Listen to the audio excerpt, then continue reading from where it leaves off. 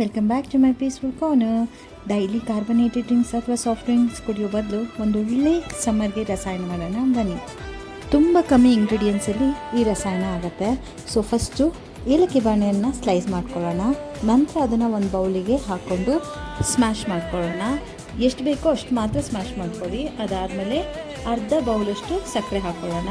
So sweet ನಿಮಗೆ ಜಾಸ್ತಿ ಬೇಕಂದರೆ ಜಾಸ್ತಿ ಹಾಕ್ಕೊಳ್ಳಿ. ನನಗೆ ಸ್ವಲ್ಪ ಕಮ್ಮಿ ಬೇಕಿತ್ತು, ಹಾಗಾಗಿ ನಾನು ಕಮ್ಮಿ ಯೂಸ್ ಮಾಡ್ಕೊಳ್ತಾ ಇದ್ದೀನಿ. ನಂತರ ಕಾಯಿಸಿ ಆರಿದ ಹಾಲನ್ನ ಸೇರಿಸೋಣ.